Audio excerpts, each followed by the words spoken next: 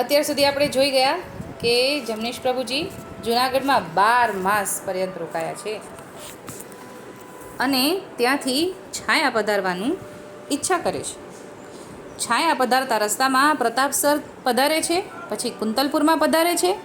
ત્યાં સુધીમાં છાયામાં બધાય પહોંચી જાય છે. રાણા સરતાનજી સામૈયો લઈને પધારે છે અને જમનેશ પ્રભુજીને છાયા પધરાવે છે. છાયામાં આપ શ્રી 2 માસ પર્યંત બિરાજે છે અને વિવિધ પ્રકારનું સુખ આપે છે. એટલે છાયામાં 2 માસ રોકાયા છે. એ દરમિયાન નિત્ય પ્રતિ નૂતન સ્નેહપૂર્વક સામગ્રી બધે સર્વે વૈષ્ણવ આરોગાવે છે અને નિત્ય ભગવદ્ વાર્તા થઈ રહી છે અને ઠાકોરજી વચનામૃત કરે છે. હવે આપણે ગયા વખતે અહીંયાથી આપણે લેવાનું છે કે આપ શ્રી નિત્ય પોતાની અમૃત તુલ્ય વાણી દ્વારા પુષ્ટિરસ પોષણ ભાવના વચનામૃત કરીને સર્વનો રસ પૂરણ કરતા. એટલે કે 2 માસ બિરાજ્યા, રોજે આનંદ, રોજે વચનામૃત અને રોજે નવી સામગ્રી, રોજે નવા ઉત્સવ.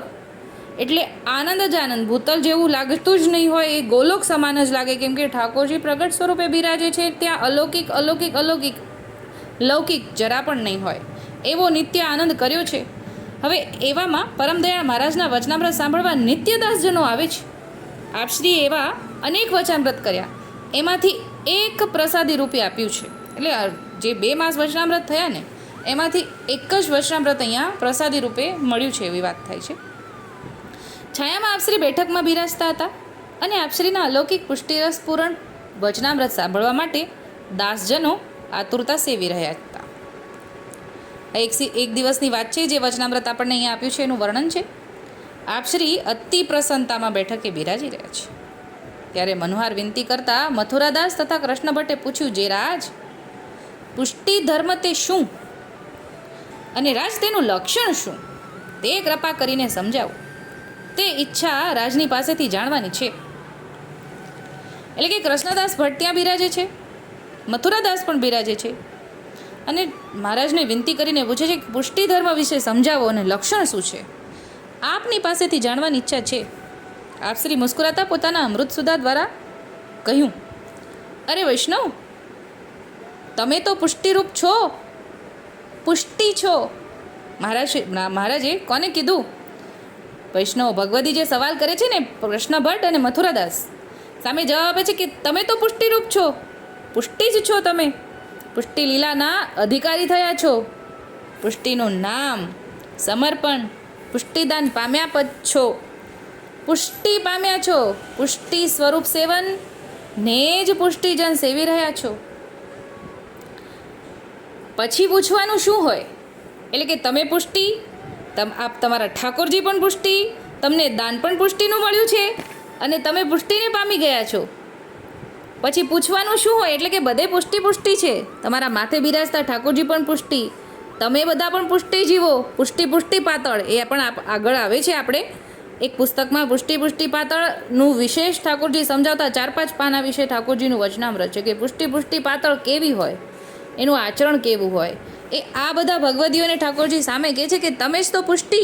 એ કૃષ્ણદાસ ભટ્ટ, મથુરાદાસ, આ બધા ભગવદીઓ બિરાજે છે, એને ઠાકોરજી જવાબ આપે છે, જે રાજ. પછી પૂછવાનું શું રહે? એટલે હવે આગળ કહે છે, જે રાજ, આપ કહો તે સત્ય ખરું, પણ જીવને એટલી ગમ ન પડે જે રાજની પાસેથી પડે. એટલે કે આપે કીધું એ સાચું છે, એ સ્વીકાર્યું, પણ જીવને કેટલી ગમ પડે?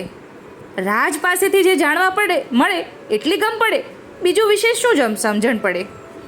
જીવપણામાં જાણવાથી અને પુરુષોત્તમના શ્રીમુખથી સાંભળવાથી ઘણો અંતરાય, સંશય દૂર થાય. રાજ, આપ તો કૃપાનિધાન પુષ્ટિ સ્વરૂપ છો, તો શું કહીએ? એટલે કેટલી દીનતા છે અને 100% સાચી પણ વાત છે. દીનતામાં શું આપણને કીધું કે જીવ જે પોતે જાણતો હોય એ જાણવામાં અને ઠાકોરજી પોતાના શ્રીમુખથી સંભળાવે એમાં તો અંતરાય હોય ને. ઓલો તો સંશય પણ હોય. જીવને જાણવામાં સંશય અગર હોય ને તો પણ દૂર થાય. ઠાકોરજી શ્રીમુખથી વચનામૃત સંભળાવે એ અમૃત છે, એટલે સંશય પણ દૂર થાય. જીવ શું જાણે? રાજ, આપ તો કૃપાનિધાન પુષ્ટિ સ્વરૂપ છો, તો શું કહીએ? શ્રી જમનેશ પ્રભુજી અતિ પ્રસન્ન થયા અને શ્રીમુખથી કહ્યું, જે કૃષ્ણદાસ, પુષ્ટિ ધર્મની પહેચાન તો બહુ જ કઠિન છે. સો તો ભગવત ધર્મ છે. શું કીધું આપણને? પુષ્ટિ ધર્મ છે ને બહુ અઘરો છે, એની ઓળખાણ બહુ અઘરી છે. એ તો ભગવત ધર્મ છે, એટલે કે ઠાકોરજી પમાડવાનો ધર્મ છે, જેને પુષ્ટિ ધર્મ કહેવાય છે. જે કૃપાનું દાન, તે પુષ્ટિ ધર્મ છે. એટલે કે પુષ્ટિ માર્ગ કૃપાનો માર્ગ છે. કૃપાનું દાન થયું એ જ પુષ્ટિ ધર્મ સમજાવે છે.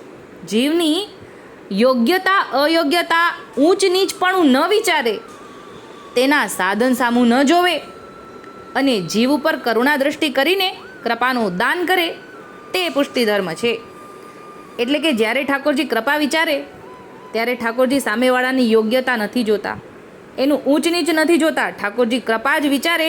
જ્યારે ઠાકોરજી કૃપા વિચારી એ જ પુષ્ટિ એમ સમજાવ્યું, એ જ પુષ્ટિ ધર્મ છે. અને તેવું દાન અધિકારી જીવને થાય. એટલે કે ગમે ત્યારે ગમે તેની ઉપર ઠાકોરજી જેને તેને નથી કરતા. કોને કરે છે?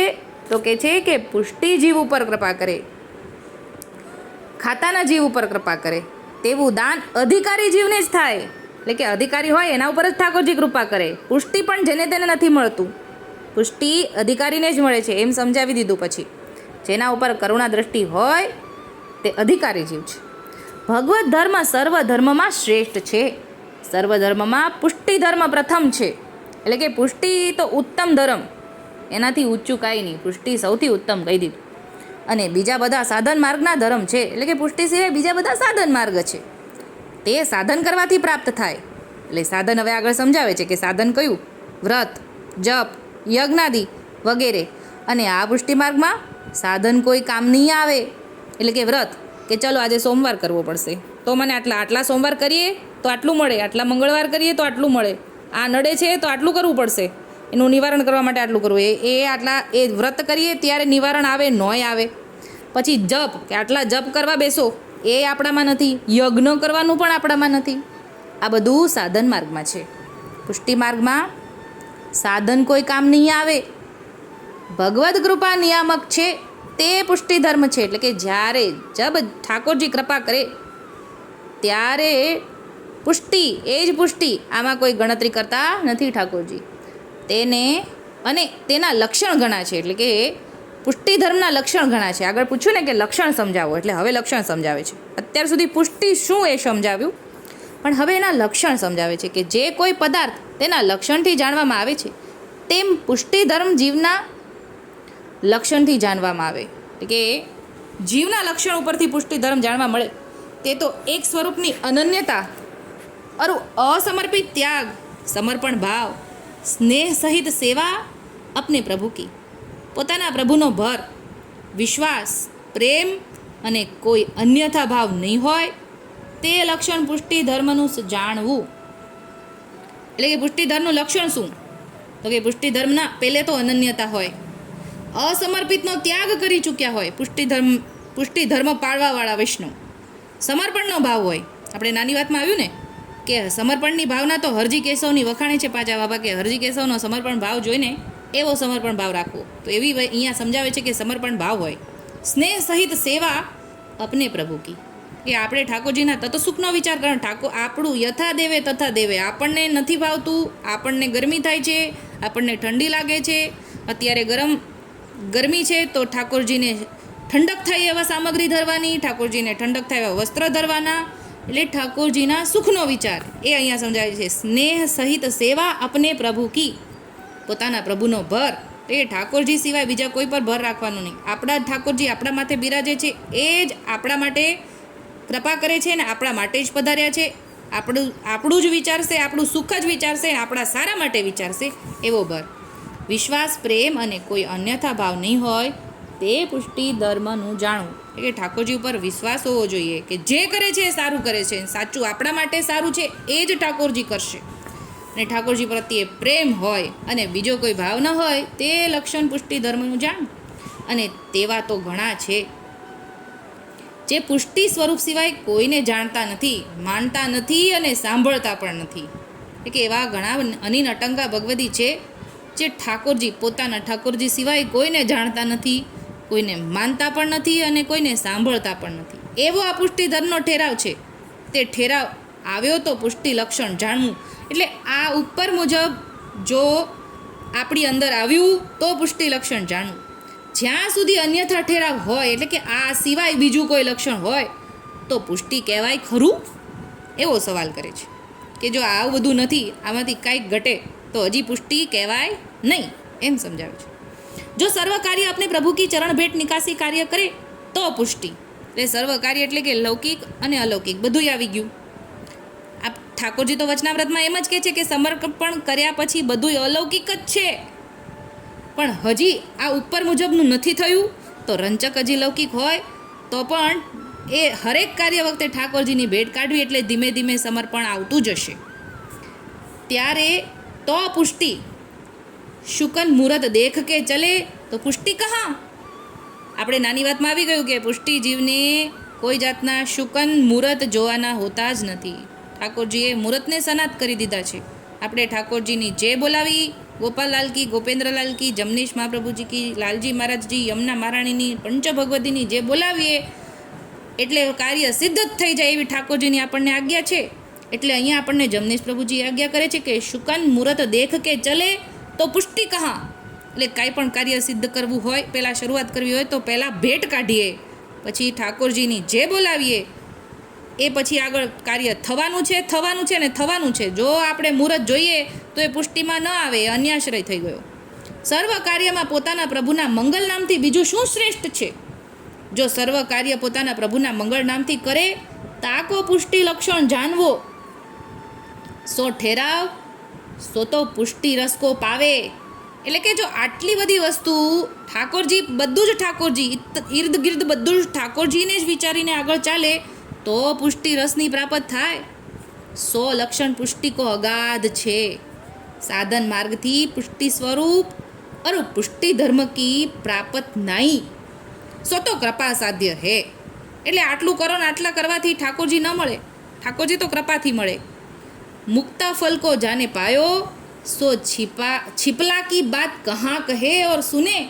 એટલે કે જેને મુક્તા ફળ મળી ગયા એને પછી છીપલાની વાતમાં કોને રસ હોય? એસો બહોત લક્ષણ હે તાકો પાર કહા. એટલે કે આવા તો ઘણાય લક્ષણ છે. એટલે ઠાકોરજી અત્યારે આપણને અડધું પાનું જે કીધું એ તો જે હજુ થોડુંક જ છે, આનાથી પણ વિશેષ છે.